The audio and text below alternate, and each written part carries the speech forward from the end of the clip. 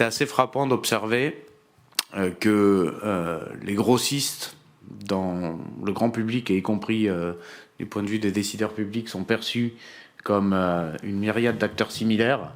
Vous êtes grossiste, c'est-à-dire que vous achetez en gros et vous vendez, et que vous vendez en gros, etc. Et le type de clientèle est tellement différent dans la crise que les réalités étaient incroyablement difficiles à appréhender. Et typiquement, les grossistes en viande, il y avait ceux qui vendaient au restaurant qui ne vendaient plus rien, mais ceux qui vendaient aux boucheries ou aux épiceries fines, eux, ils avaient une hyper-croissance.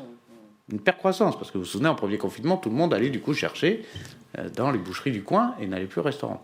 Et donc on pouvait avoir le même métier avec juste une différence de choix de clientèle, et la réalité économique devenait diamétralement opposée. C'est saisissant à voir.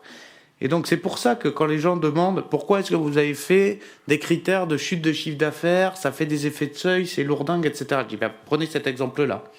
Là, vous avez un grossiste en viande qui souffre, qui n'a plus rien, et vous en avez un autre qui est plutôt en croissance. Donc on est bien obligé aussi de prendre ça en considération en fonction des réalités de clientèle, quoi.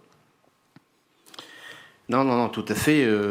C'est un bon résumé. Donc, écoute, merci pour eux, puisque effectivement c'est important. C'est important aussi parce que, encore une fois, je le répète, il y aura une évolution de la consommation, notamment dans l'alimentaire, et il faut les accompagner pour assurer cette transition, et notamment, bien sûr, transition un peu plus écolo, puisque la modernisation du marché de Rungis, ça va également dans ce sens, évidemment.